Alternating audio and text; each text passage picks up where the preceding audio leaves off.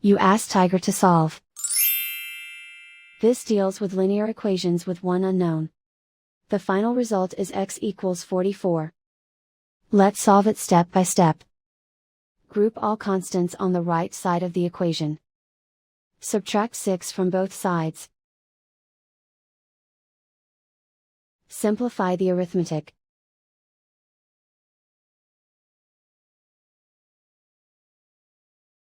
Isolate the x.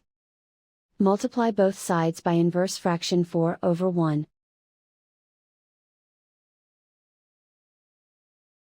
Group like terms.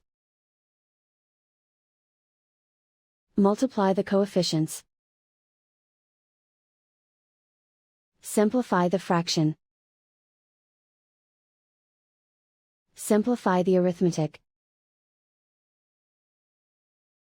And so the final result is x equals 44.